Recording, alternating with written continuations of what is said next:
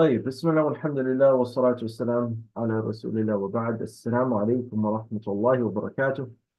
So alhamdulillah, we're going to get started here inshallah with our story of Ibrahim alayhi salam. This is part 4 of the series. Somebody had asked earlier, are we doing the big cahoots that encompasses all of the previous lessons? And I'm going to say no, because we have still part 5 of Ibrahim alayhi salam. Okay, so next week we will take the last part of Ibrahim alayhi salam, and we may or may not, it depends on how big that lesson is. If it's a lot, then we might do the big cahoots 2 weeks from now. That's going to have all of the 5 parts together. And of course, you could win a prize. And just like I've done to the previous students, I will send you that prize via email or text or whatnot, right? So, but what's important for you guys now is to pay attention and focus and listen. And if you're the type that is taking notes, excellent, take notes. But do not be distracted, because there's a lot of distractions in life. You know, if you try to memorize Quran on a phone, one notification or pop-up makes you forget what you were just doing. So it's important you remove all the distractions and you pay attention, inshallah. And if you pay attention, then I may have to pay you for that. You get it? Make sense? No? All right. Hamza gets it. Reem gets it. Alhamdulillah. Reem gets it. Good. All right. Let's begin. I think I asked who's going to read first. And that was Sarah is going to read first, because she was, mashallah, bright and early to the class. The Prophet sallallahu alaihi wasallam, peace and blessings of Allah be upon him, said, the nearest a servant comes to his Lord is when he is what? When he is in salah. In salah. Anybody know? Hamza? When he is in sujood. Allahu Akbar. When he is in sujood. So what should we do when we are in sujood? The Prophet gave a command. Sarah, go ahead. You have to you say Subhana Rabbiyal A'la, Subhana Rabbiyal A'la, and then you will pray to Allah for Very good. Very good. Maryam Reem, what do we do when we're in sujood? As the Prophet ﷺ, he commanded what? When you're in sujood, you make dua, because that's yes. So the Prophet ﷺ said, when the nearest a servant comes to his Lord, when he is prostrating himself, the nearest a servant comes to his Lord is when he is prostrating himself. So he said, so make supplication in this state. I have the Arabic hadith here. عن أبي هريرة أن رسول الله صلى الله عليه وسلم قال. Who can read the rest of the hadith for me? Maryam Reem, you want to do it? Bismillah. Read أقرب ما يكون. أقرب ما يكون العبد من ربه وهو ساجد فأكثروا الدعاء. Yes, فأكثروا الدعاء. Very good. So this hadith is very important, because how many times do you make sujood in your salah? A lot, right? If you prayed Fajr, how many times are you making sujood? If you just prayed Fajr. Sarah says 2 times. Ubaidah says 4 times. And Ubaidah's brother says 4 times. Okay. How many times are we making sujood? Yes, 1, 2, 3, and 4, right? Each rak'ah has 2 sajdas. So if you're in the sajda, it's time to make dua. Don't rush up. You know how a chicken pecks and goes up and down?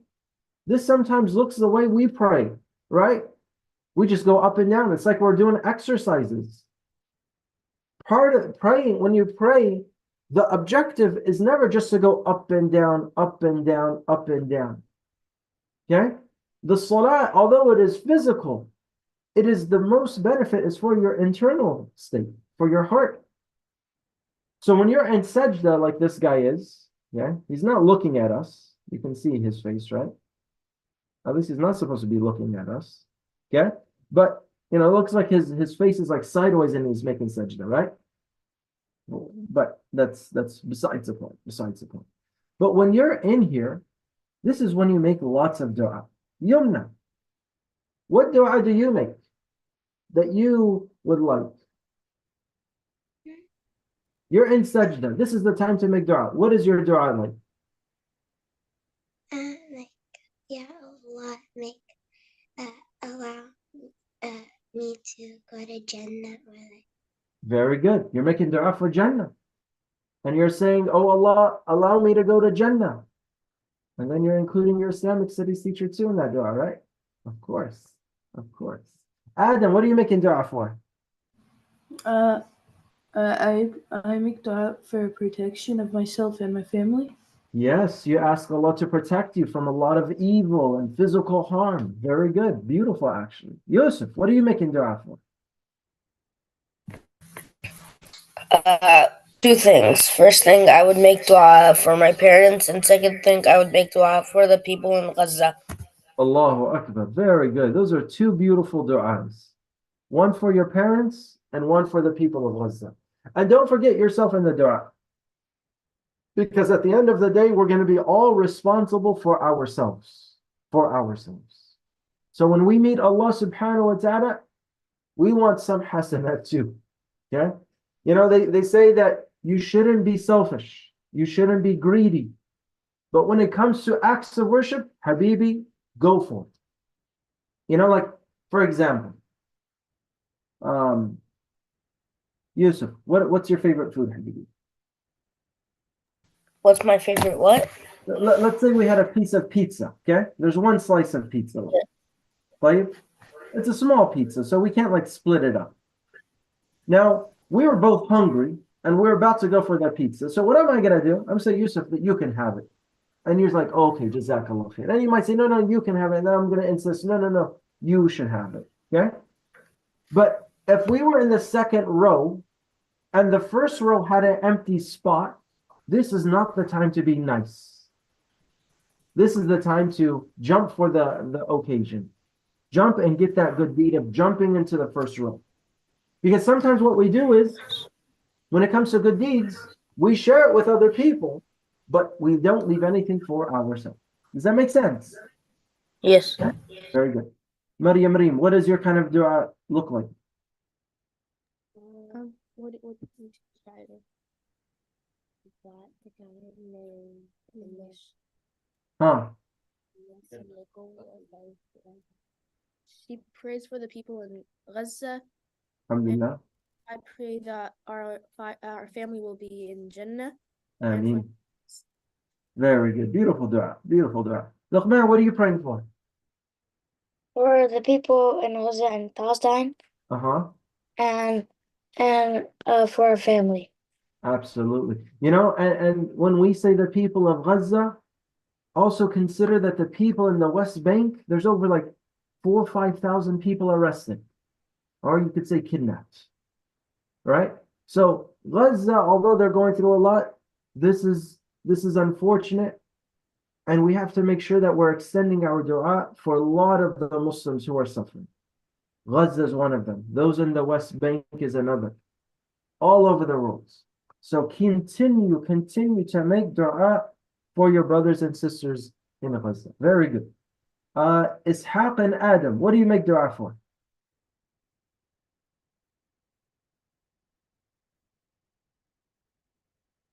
Okay. Huh? My parents?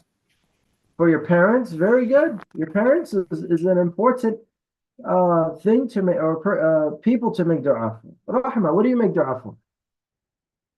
I make dua for to give more money to my dad and grant all Muslims in Jannah. MashaAllah, to get more money for your dad. Allahu Akbar. Don't forget me in that dua too, okay? Very good, mashallah. Harun, what are you making dua for? Mr. Harun. making dua for making, I don't know if I quite asking heard. Allah to give me to help me every day in daily life and also to help the people in Gaza. Very good, very good. Okay, excellent. I like that. I like that. Let me pick on somebody whose camera is off. See if people are awake. Sana, assalamu alaikum. Is she awake? Is she asleep? Sana, Sana. Oh, who else do I need to go to? Cameras are off. I just see a lot of names, but no activity. Okay, no problem. No problem. Test failed. Test failed. All right. Who could read the text that I hear? Why, and I asked the question, why is this the closest? Why is this the closest? Why is this the closest that we're in the dua or in the closest to our Lord? And that's a question that I want to ask. And let's see, let me pick somebody. Amira, can you read? Why is this the closest? Why is this the closest? This is because when a person prostrates, he is placing his noblest body part, which is his face, on an area that is touched by his feet. The face is also the highest point of his body, and he is placing it close to the lowest part of his body, which are his own feet, out of humility and devotion to Allah. This is why the closest person is to Allah when he is prostrating. The Messenger, peace and blessings be upon him, ordered us to increase our supplication while prostrating so that our words of supplication would match our physical position and submission. Subhanallah. This is the time when you are in sajda. You're putting your most precious part of your body onto the floor, submitting yourself to Allah subhanahu wa ta'ala. You're putting your face in a place where people walk. Okay? You're in a lowly state. Therefore, you are closest to Allah subhanahu wa ta'ala. And when you're that close, this is the time to make lots of dua. It's beautiful. You see, when we put the color into our prayer, the prayer feels more enjoyable. Believe it or not, salah is not about up and down, left and right. Meaning go up and down and then say Assalamu alaikum right and left. The salah is supposed to benefit you. What did we get out of our salah for praying the many, many years that we've been praying? A lot of people say, not much. And that's a problem. That's a problem.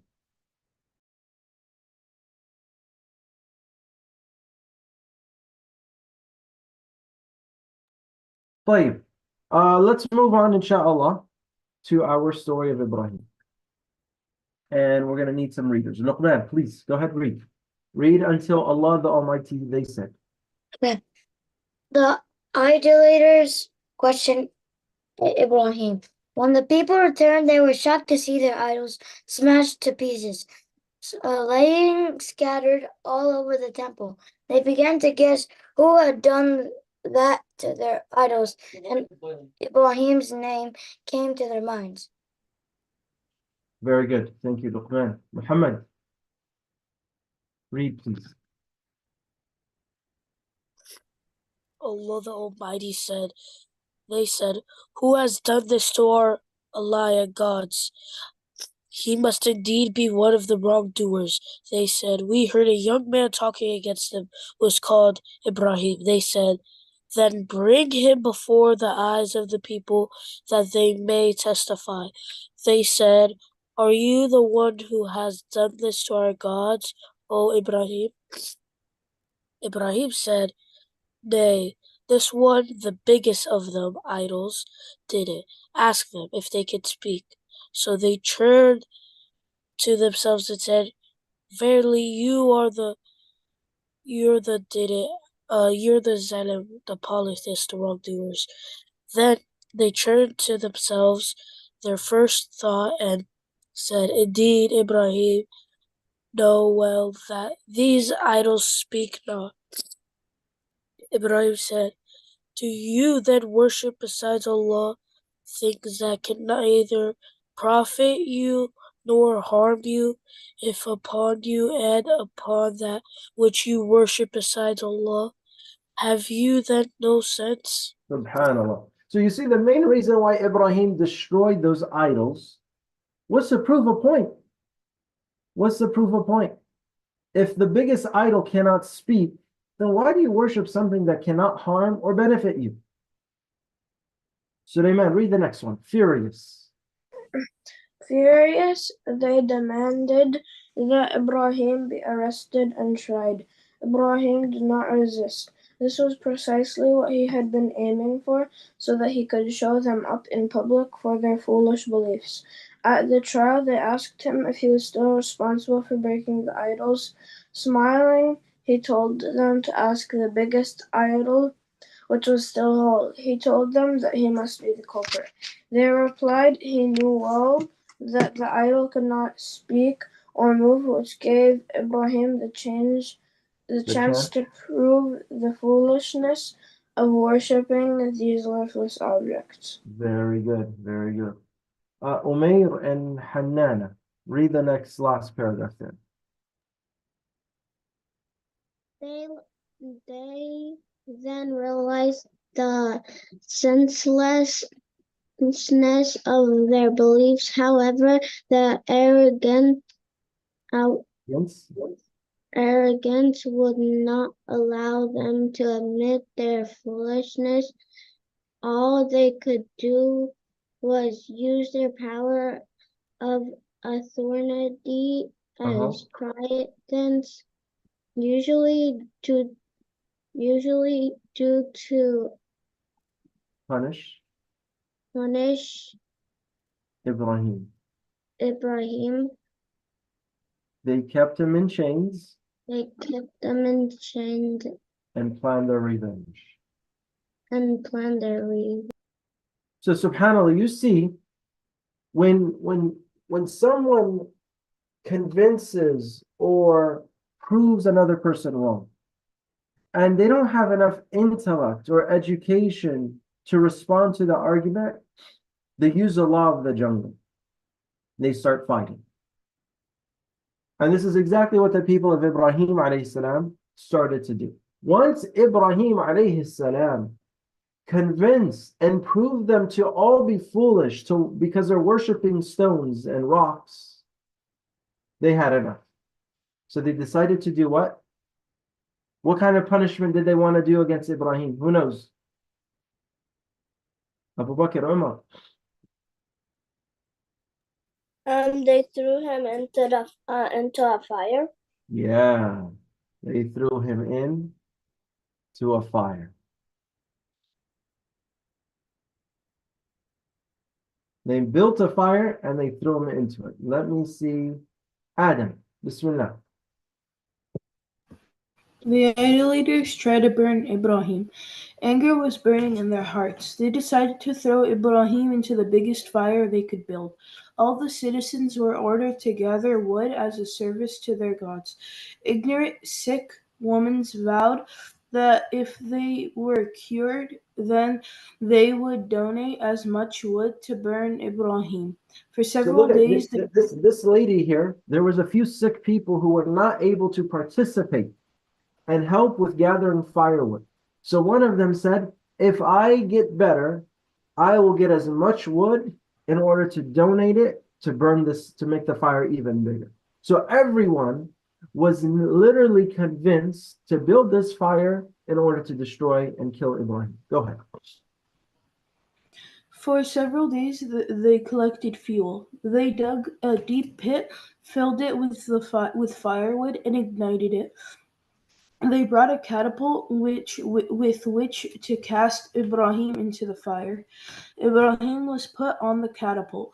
His hands and feet were tied. The fire was ready with its flame reaching the sky. The people stood away from the pit because of the great heat. Then the chief priest gave his order to cast Ibrahim into the fire. Very good, very good. Maryam Reed, who would like to read? The angel Gabriel. The angel Gabriel came near Abraham's head and asked him, "O Abraham, do you wish for anything?" Ibrahim replied, "Nothing from you." The catapult was set, and Ibrahim was cast into the fire. But his descent into the blaze was a descent on steps in a cool garden. The flames were still there, but they did not burn, for Allah the Almighty had issued his command. Isaac Reedy, O fire, O fire, be you coolness, and safety. safety for Ibrahim. Very good, very good. So look what they did here. And I want you guys to pay attention. When Ibrahim alayhi salam, who visited Ibrahim while he was being tossed? Yumna, who was it that visited him? Jibreel. Jibreel alayhi salam went to Ibrahim and asked, "Oh Ibrahim, do you wish for anything?" Now, if I was being tossed into a fire and I saw this big blazing fire, and I had Angel Jibreel visit me and ask me, "Do you need anything?" You better believe I will give him a long list of things to help and protect and save me. Does that make sense? But Ibrahim's faith in Allah was enough. Ibrahim didn't need anybody. You see, when you know that Allah is on your side, it doesn't matter who could help or harm you. Because Ibrahim at this very moment knew that all benefit and all harm is decreed by Allah. And if he's going to get protected and saved, it's going to be from Allah subhanahu wa ta'ala and none of his creation. That is faith. That is iman. To know that your success comes from Allah. That you being saved is something that Allah will grant you. Go ahead, Yumna. Can you read? The fire submitted. The fire submitted to the will of Allah, becoming cool and safe for Ibrahim. It only burned his bonds, and he sat in the midst of the fire. What does that As mean? It burned his bonds. It burned his Uh, bonds. like the knots. Yeah, like what they actually tied rope around his hands when they tossed him. Very good. Go ahead. As if he were sitting in a garden. He glorified and praised Allah the Almighty with a heart that contained only his love for Allah. There was not any vacant space therein for fear, awe, or worry. It was filled with love only. Very good, mashallah. Let me see who will read next. Who hasn't read yet? Jad, my friend Jad. Habibi Jad. How are you? I'm good. Alhamdulillah. Can you read the last sentence? Fear and awe were dead. Okay. I can't see the line. Where is it? Oh, you can't see it? Fear and awe were dead at the bottom. Here. It might be cut off in your screen. So just repeat after me. Fear and awe were dead. Fear and awe were dead. And the fire was turned into coolness. And the fire was turned into coolness. Making the air pleasant. Making the air pleasant. Those who love Allah. Those who love Allah. As Ibrahim. As Ibrahim. Do not fear. Do not fear. Very good. That was a good tag team, Jed. You did it. I did it. We both did it. Excellent job, bro. So here, what did Allah do to the fire? Did he just make it cool? Is that what we said? What did Allah do to the fire? Who can I pick up? Sarah. What did Allah do to the fire? He told the fire, "Be cold and don't burn Ibrahim." Yeah, he told the fire, don't burn him. But what did he transform the fire into, Luqman? No, he said, "Oh fire, be you coolness and safety for Ibrahim." Because if he only said coolness, it would have been cold.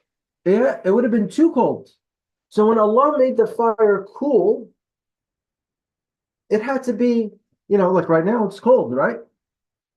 If you went outside with shorts and a shirt, that would be still pretty cold.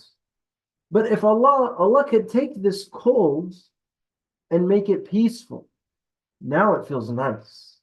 So it was very important that when Allah commanded the fire, He gave it two commands: be cool and be safe for Ibrahim alayhi salam. Very good. Let's go to the next one. Amira.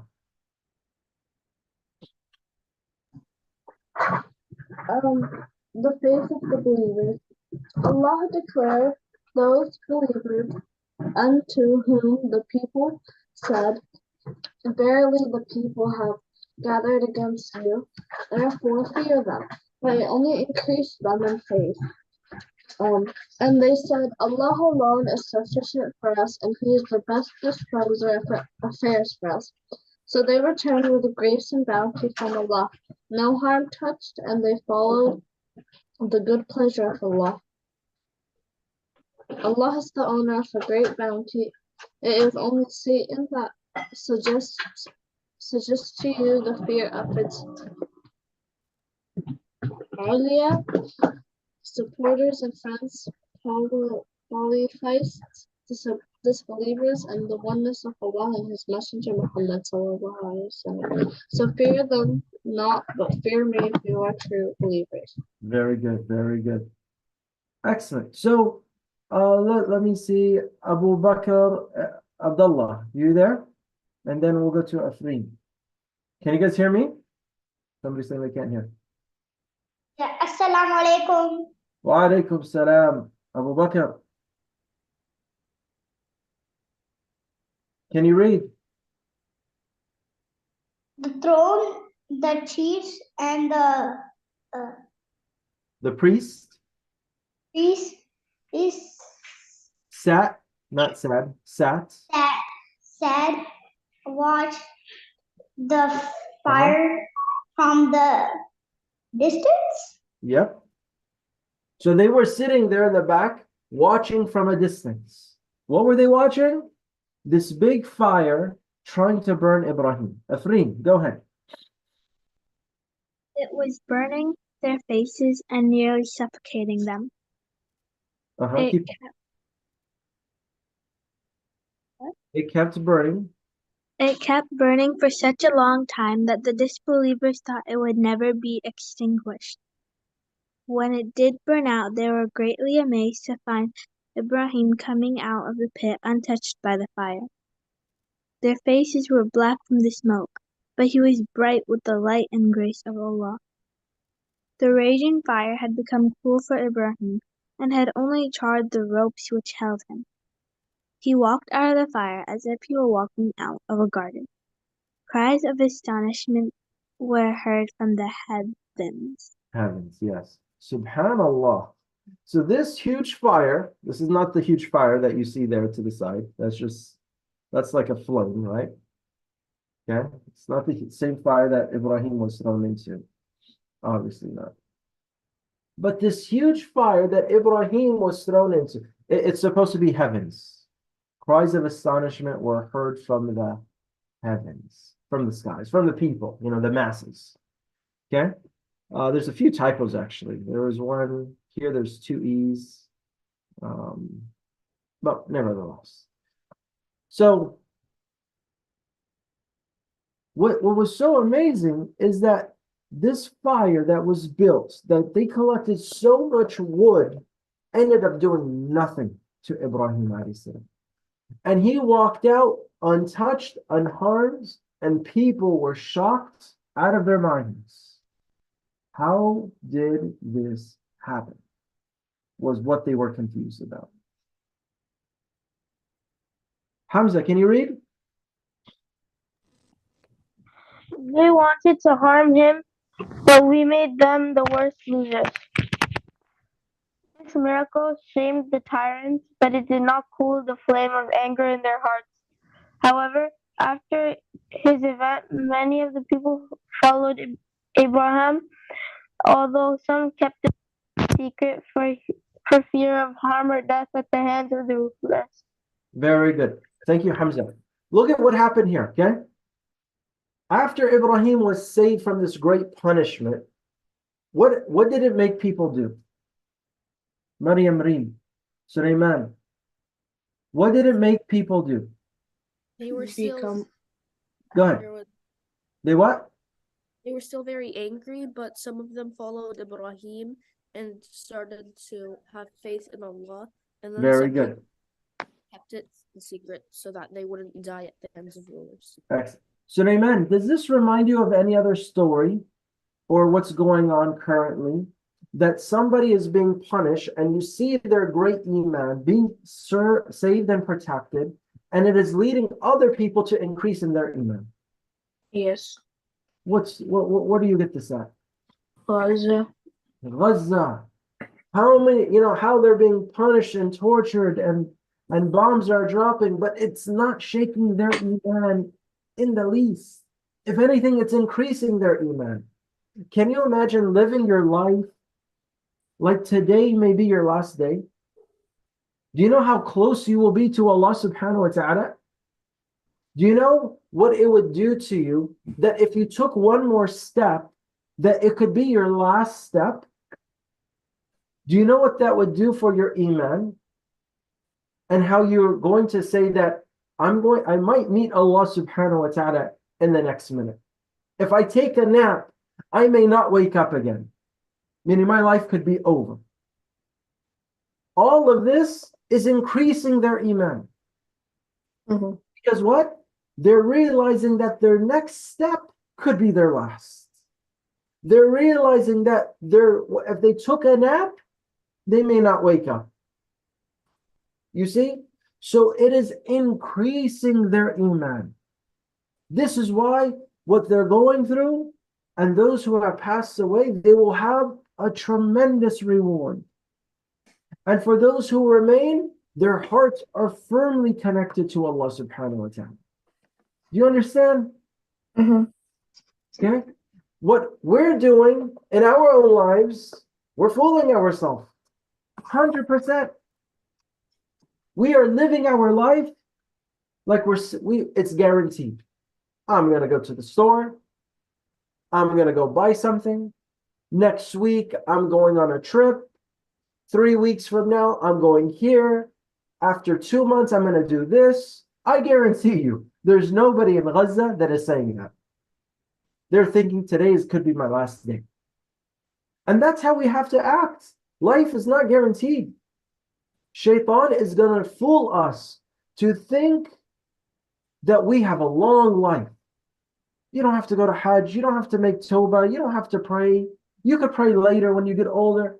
All of this is from the shaitan, making us fools that we could have a long life. In Gaza, no. They're prepared to meet Allah subhanahu wa ta'ala. And we have a lot to learn from them. This is why the people of Gaza are our role models. We have a lot to learn from them, insha'Allah. May Allah protect them and give them relief.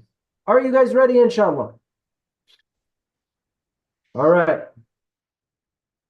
Going to share the Kahoot. I have 9 questions for you guys. 9 questions.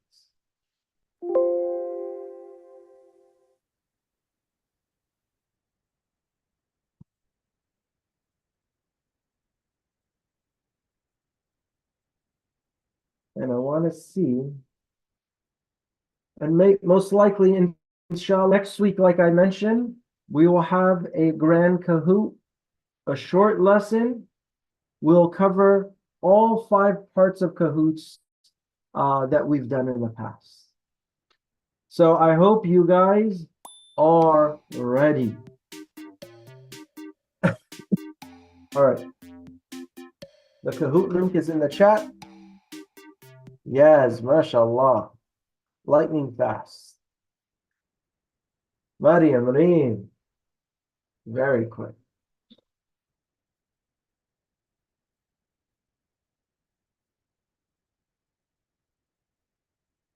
Owais is back. Nice to see you, Owais. Tayyiba's there. I see you. Use your real names, inshallah. It's just Sana. I see you. Very good. Maria.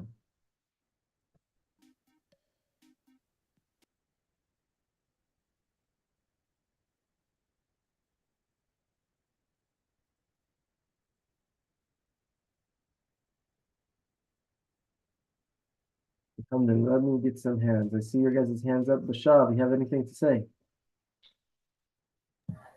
Can we leave when we're doing cahoots or not? That question makes me sad. What do you mean? You want to leave? No, I just wanna ask. If you have to go, you can go. But if you mean like, can I leave the Zoom class to focus on the cahoots, you can do that too. If you want to leave altogether, you have to ask your mom or your dad, okay? I appreciate you. Omar Abu Bakr, I see your hand up.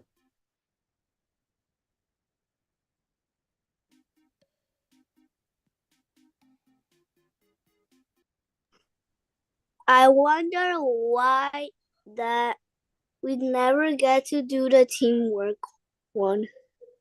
Yeah, the team one is a little bit different. It's not the same, I don't think. I think it's better doing it individual. Uzair.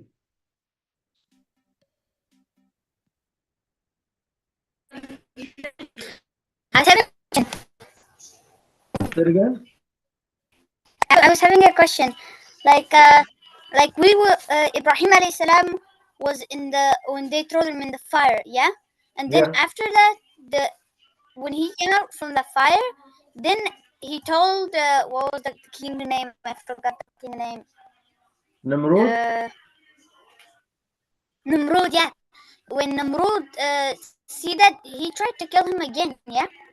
Yeah. Namrud, we're going to take next week, inshallah, okay? So stay tuned, inshallah. Namrud, we'll learn about him next week. Yumna, you have your hand up. Or was it just to read? Oh, you had a question. That was from before. Okay. All right. Adam, what about you? Same?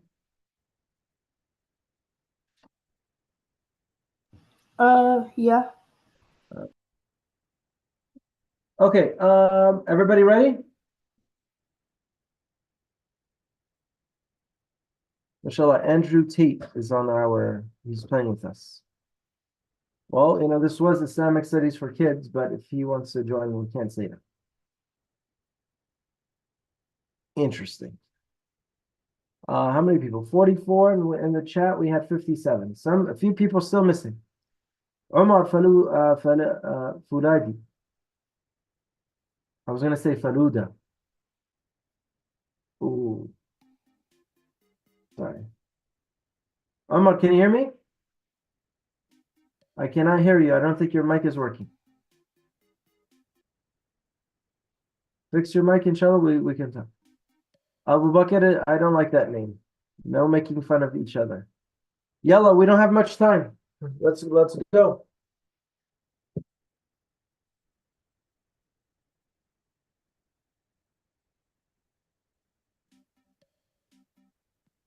Are you ready? Tawfiq.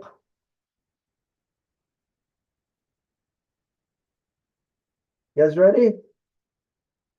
Yes, no? Maybe so? Maryam Reem is like, I was born right. It was like the second one. All right, I think we're going to get started. Everybody good? Thumbs down if you still need time. Let me see any thumbs down. Suleiman, I don't see a thumb. All right. That's a nice thumb, mashallah. Hannana, you have any thumbs? There you go, Hannana. Very good. Ishaq, not yet. Ubaida, Salam. Good. Hamza, good. I see it. Tawfiq, good or no good? Allahu Akbar. Who's that next to you? Oh, she disappeared. She ran away. MashaAllah. Ahlan, ahlan. Welcome. Jad, you ready? Jad, you ready? Very good. Sarah, ready?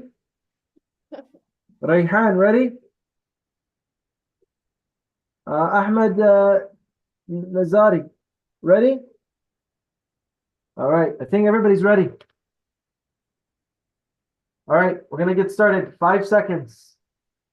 4, 3, 2, 1. Bismillah. Welcome. Here we go. This is Ibrahim alayhi salam, part 4. The next Kahoot's going to be a long one, believe me. It's going to be all of it with prizes. Finish this hadith. The nearest a slave comes to his Lord is when he is what? We all took this. We should all know. No, it's on. Is it when he's sleeping? When he's at the Kaaba? When he is in sujood? Or when he's at the masjid? Oh, I put the Kaaba. That one's a tough one, right? But remember, what is the hadith that we took? Don't be confused. 5 seconds.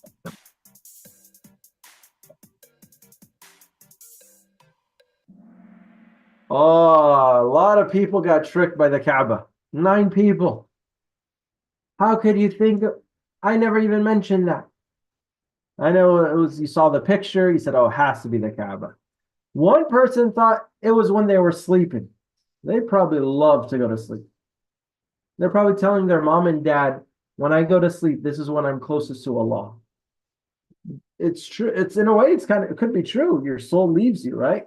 All right. MashaAllah. Yaz was the first one in the Kahoots, and she's also the first place. Suleiman Hussein, welcome. Top 5. Yumna, Reem. These are like very similar names, MashaAllah. All right, next question. Here we go. What should we do a lot, as our Prophet Muhammad SAW mentioned, when we are in sujood? Think about what you will eat later. Remain silent. Read lots of hadith. Read lots of Quran. Make lots of dua, or none of this.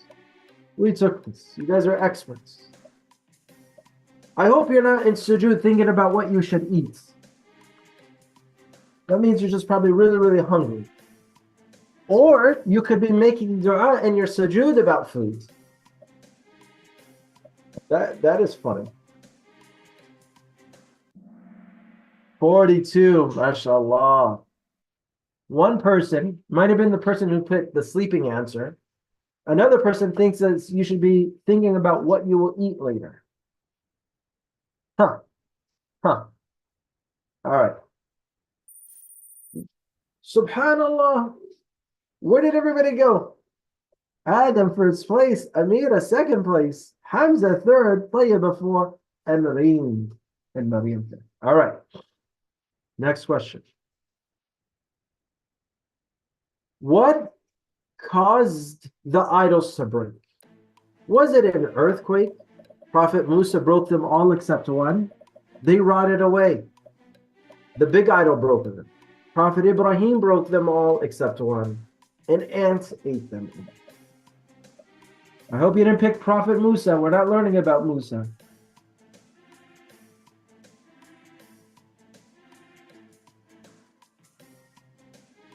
Three seconds.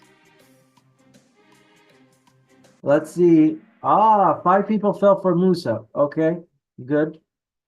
The big idol broke them. Yeah, no, the big idol did not break them. Prophet Ibrahim broke them except one. Very good, very good. Majority got the correct answer. Oh, Adam.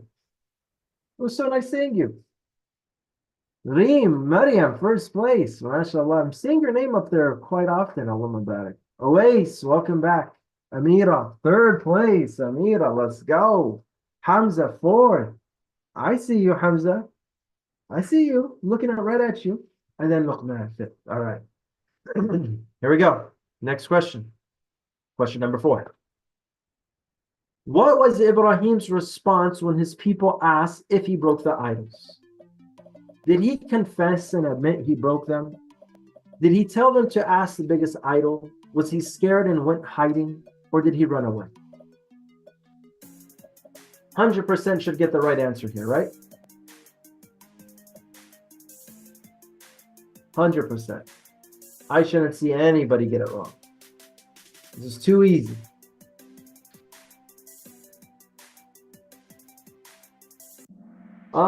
7 people said he confessed. He did not confess.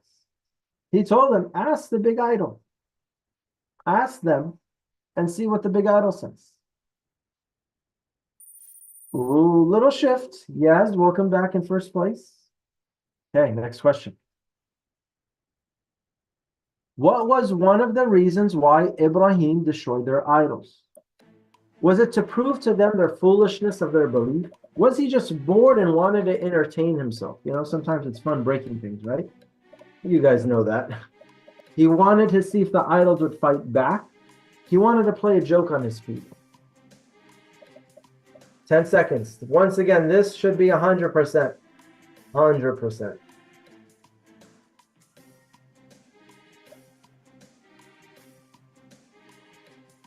And the correct answer is red. He wasn't. 2 people thought he was bored. La ilaha illallah. He wanted to see if the idols would fight back. Come on, guys. Come on. Come on. Luqman, what happened? Oh, you moved 7th place is still good.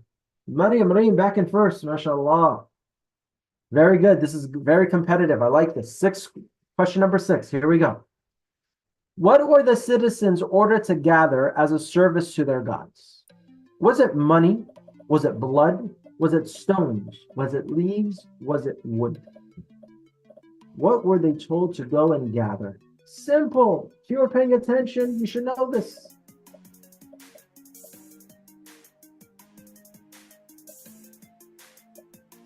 Ten seconds.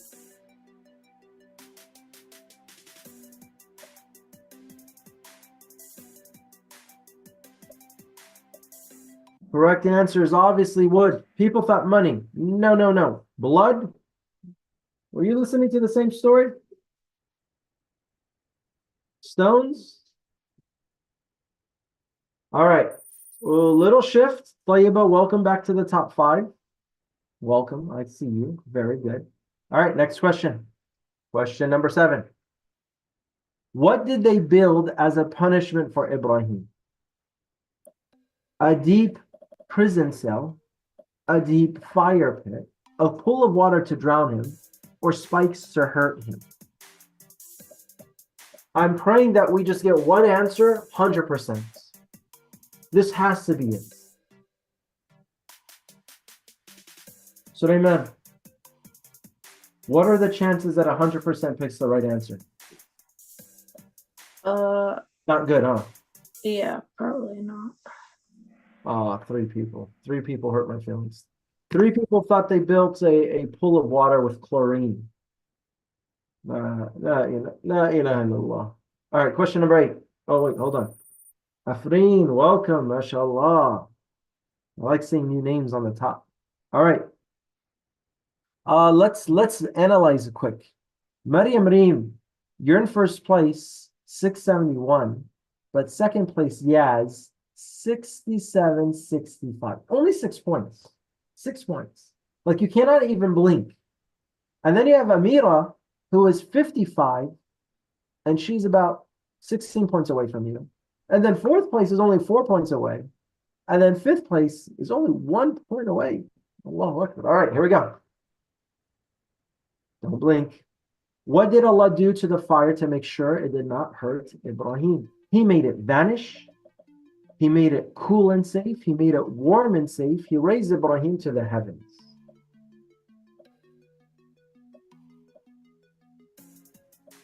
Luqman, you want to say something?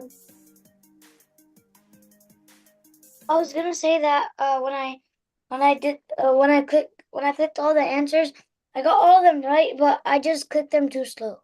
That's okay. I like that. That's good to me. He made it cool and safe. Correct. Correct. Not warm and safe. Oh, Maryam Reem. Did you pick the right answer? You did? Okay, so you just probably picked it slow. I got it right. What? I got it 1 second after I. Okay, it probably glitched. Who knows? Uzair Ahmed Fuladi back with an answer streak of 3. Welcome, bro. Honorable mention. All right, last question here.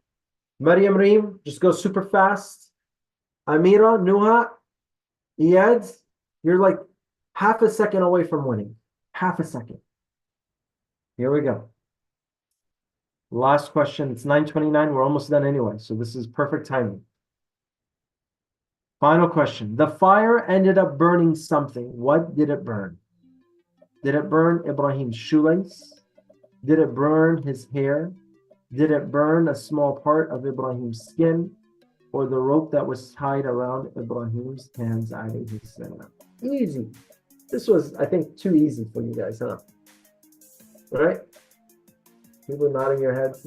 It's either it's too easy or you guys are just too smart, mashallah. I say too smart. And of course, the correct answer is the rope that was tied around Ibrahim's hands. Remember, he did not get burnt in that fire. His face was not even dark because of the smoke. All right. Aisha Muhammad says, I got the first question wrong. I know. If you would have probably got that right, you would have won. All right, here we go. Podium time. In third place, congratulations to Amira, Nuha, and Iyad. Excellent job. Second place goes to Yaz. And first place, Hamza. Allahu Akbar, bro. Where'd you come from? Hamza. Where did you come from? I didn't even know you were in the top 5.